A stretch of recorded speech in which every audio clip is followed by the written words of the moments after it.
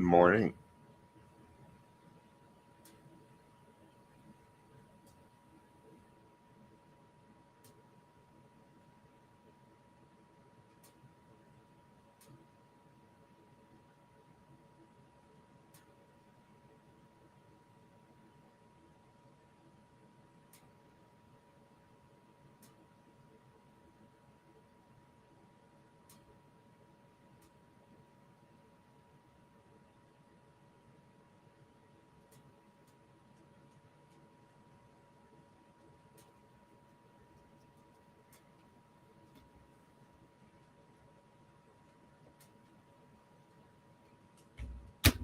All right.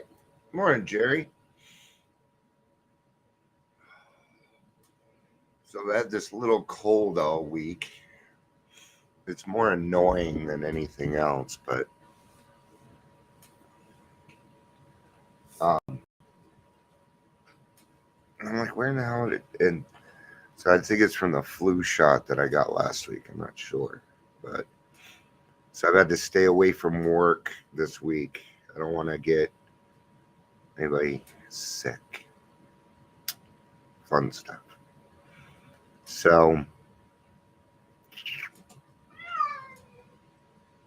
are you okay? Hold on. Kitten. Kitten. Are you okay? All right. Never heard him meow like that, and it sounded like he was in pain or something. But I think he just saw a rabbit or something because it was kind of a weird meow. So sounded like annoying, like he's annoyed. But I just had to make sure he was okay. All right. Thank you for letting me do that. Not that you had a choice. And I'm trying to wake up here. I don't really have much to talk about before. Um, you know, sometimes when it comes to all this, um,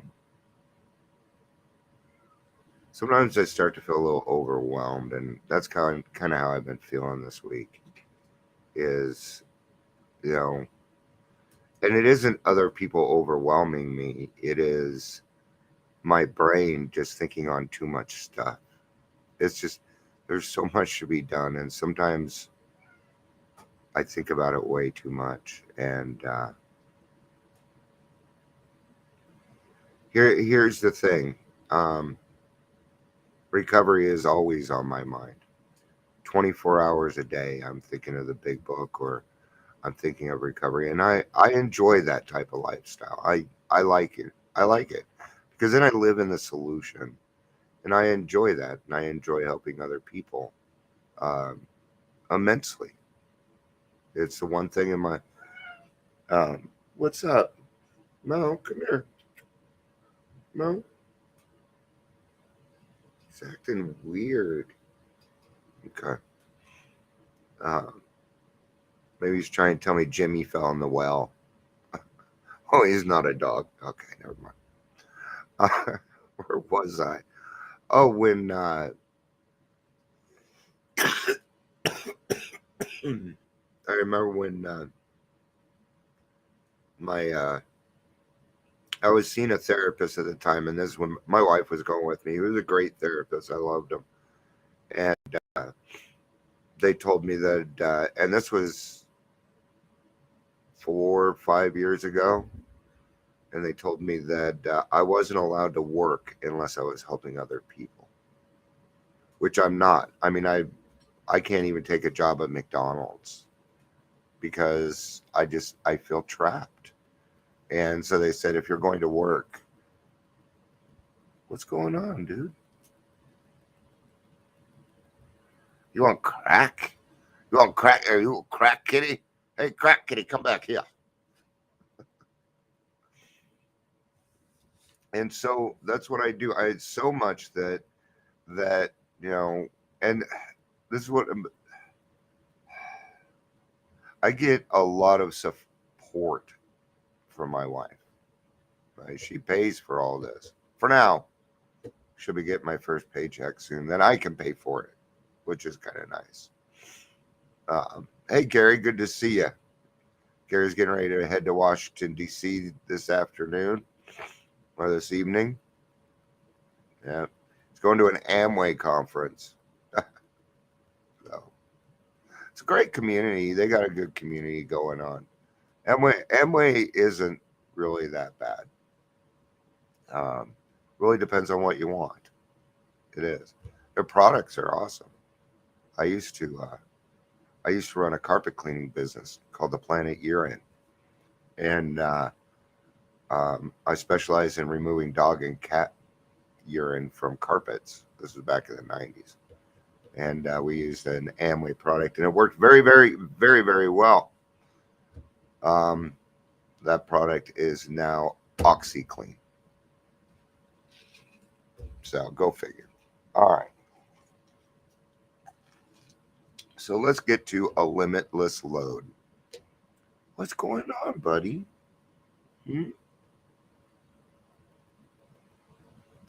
I like how my cats don't do this when I go to pet them. All right.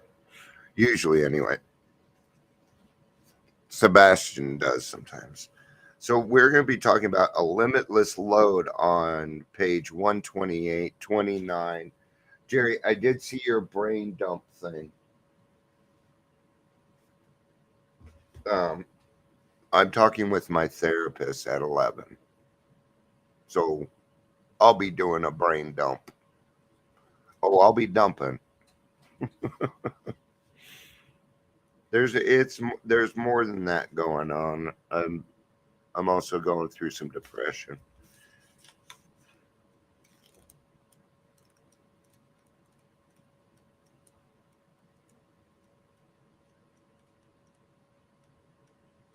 Can I take any longer to find that? Okay. What I like about this is it is in the family afterward. I really don't think that we cover the family afterward, 2 wives and 2 employers very much, right? So I'm gonna go ahead and get started. And I'm just gonna start because I'm unfamiliar with it. Okay. Believe it or not, I'm unfamiliar with this. So let's just read and see what God has in store. Good job, Gary. First flight since your surgery. Good. It's going to be a big step for you, dude. Assume, on the other hand, that Father has, at the outset, a stirring spiritual experience. Overnight, as it were, he is a different man. He becomes a religious enthusiast. He is unable to focus on anything else. As soon as his sobriety begins to be taken as a matter of course, the family may look at their strange new dad with apprehension, then irritation. There is talk about spiritual matters morning, noon, and night. He may demand that the family find God in a hurry or exhibit an amazing indifference to them and say he is above worldly considerations. This is a very dangerous place to be. He may tell mother, who has been religious all her life, that she doesn't know what it's all about and that she had better get his brand of spirituality while there is yet time. Now, I was lucky in the fact that my wife will listen to me for hours and hours.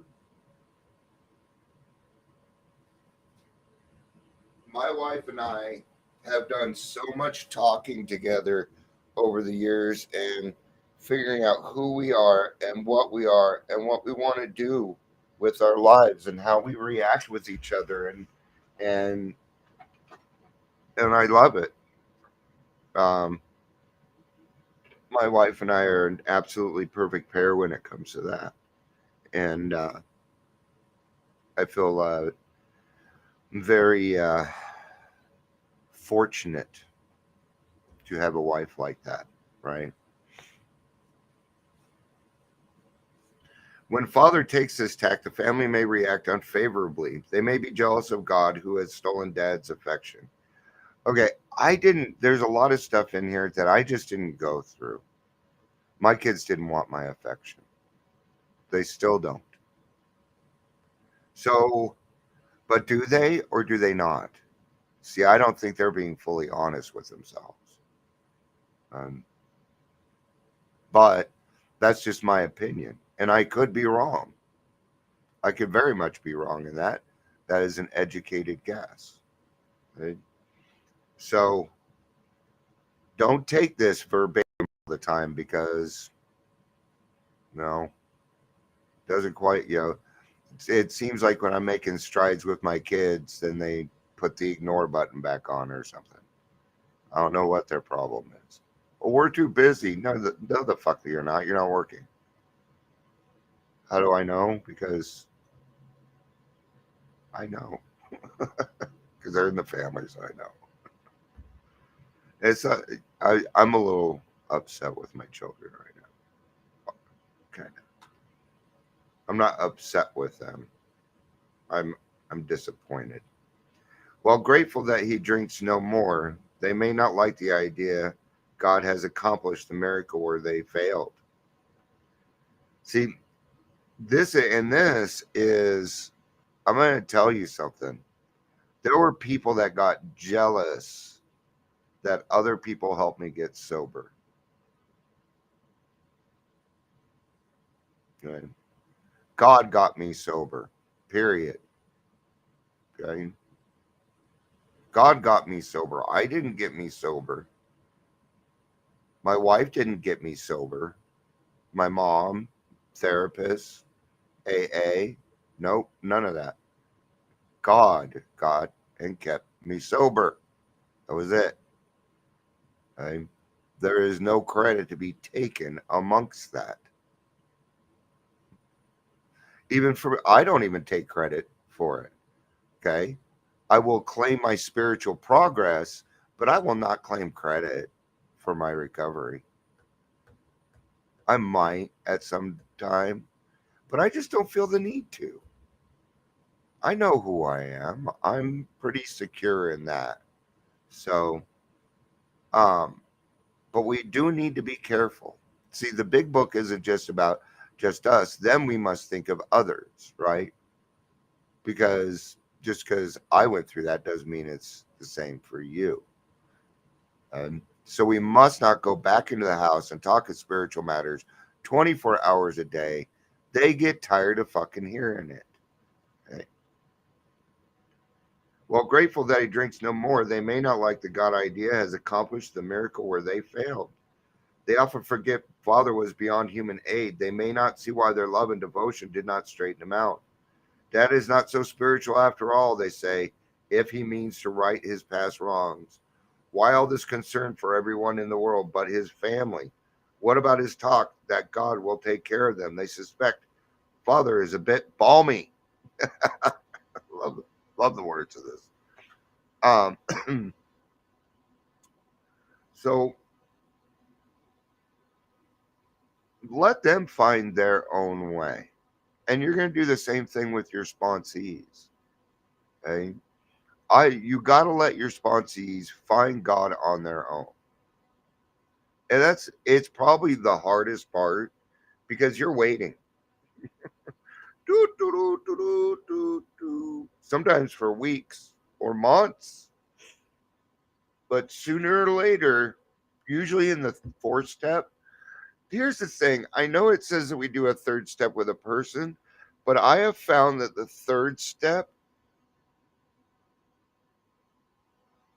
uh, hits home a lot. It seems to happen when they are alone. That was my experience too, that I did the third step. It was cool, but it wasn't until a day or so later that it had its effect for me. Okay. It was an epiphany, a sudden realization. Okay. The psychic change. Now, there's nothing cooler than watching that happen in your sponsee.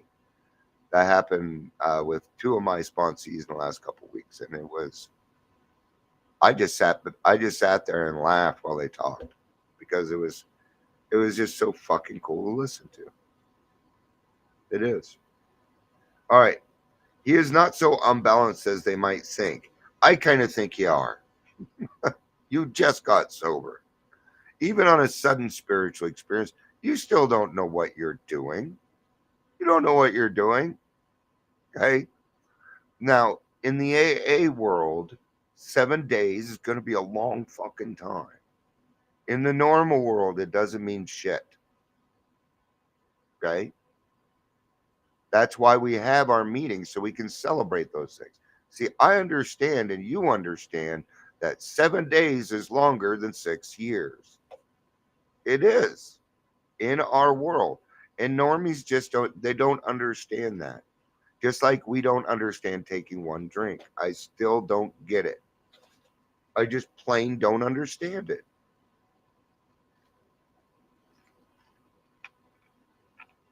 But I'm not required to understand it in order for me to make progress. That's God may let you know why one day. There's two reasons why I think that God chose me to be an alcoholic. Number one is so that I would seek Him. If I was not an alcoholic, I cannot think of anything else in my life that would have made me search God. And the second reason is because I can help others when other people can't. Right? I can save countless lives. It says in page 164, that is the great fact for us, that we will change not just us, but countless lives. Countless means who knows? Might be 10, might be 10,000. And this is kind of an ego thing, I don't know that. But sometimes I do think back and wonder how many people I've helped over the years. Um, it's a lot. Remember, I was 12 years sober at one time. I I used to go around. I used to be in this West Side Drug Free Youth team. We used to go around put on a play. I've literally talked in front of tens of thousands of people since I've been in recovery. So I think right now what might be a good idea for me to start going to some sober livings and speaking. I think the sober livings need me to come in and put a little shot in there and get people riled up and excited about recovery. I have that effect on people. I can get you excited about recovery. It's called Jerry. Sometimes people call me, they're not in a great mood. Usually by the time we get off the phone, they're feeling better. And usually I am too. Yeah, it's what we do. I love helping my friends. Um, I find it I find it very enjoyable. What is that? Mike is off today. I don't get it. Okay. I just kind of got a weird text message. I don't know what it's about. So, boom. I'll get to it. It's not like it was. Okay. Many of us experience dad's elation. We have indulged in the spiritual intoxication. What are they talking about here? The pink cloud. Yes, the pink cloud is in the family afterward. That's where they talk about it. I just remembered that. I just remembered that. Of course, Jerry, anytime. And and you're going to understand this now. You help me just as much as I help you. Like a gaunt prospector, belt drawn over the last ounce of food, our pick struck gold. Joy at our release from a lifetime of frustration knew no bounds. Father feels like he had struck something better than gold. For a time, he may try to hug the new treasure himself. He may not see at once that he has barely scratched a limitless load, which will pay the dividends only if he mines it for the rest of his life and insists on giving away the entire product.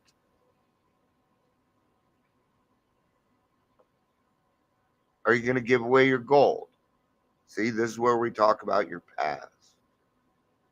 That's what your limitless load is. Right? along. It is also called a spirituality vein, right? Isn't that what they're called? Veins of gold, right?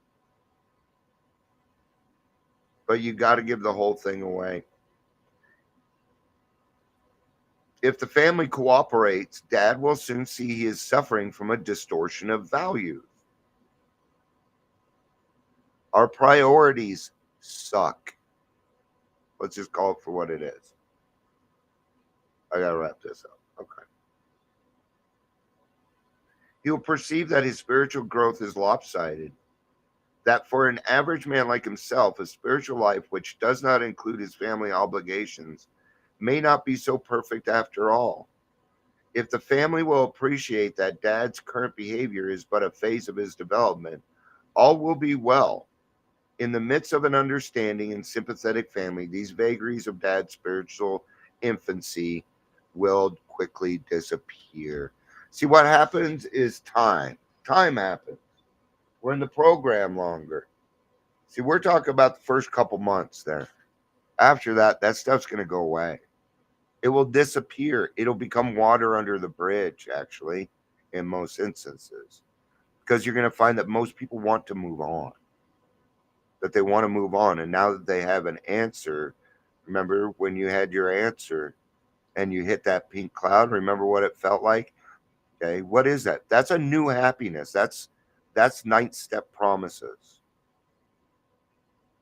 So a new happiness that we talk about actually in the third step. I think it's a third step promise. I have to go look it up, make sure that is the same thing. Your pink cloud. I'm just matching these together right now. So, and it seems like it fits, doesn't it?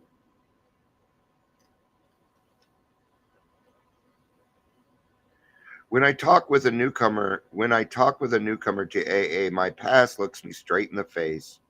I see the pain in those hopeful eyes. I extend my hand and then the miracle happens. I become healed. My problems vanish as I reach out to this trembling soul. Nothing so much ensures immunity from drinking as intensive work with other alcoholics. It works when other activities fail. So just go straight to it. What's our answer? Working with others. It almost always is. All right. Let's claim spiritual progress. Everybody ready? All right. Good job. All right. That's going to be it for today. I will see you again probably later. Good chance of it. So, all right. I love you. Peace out. And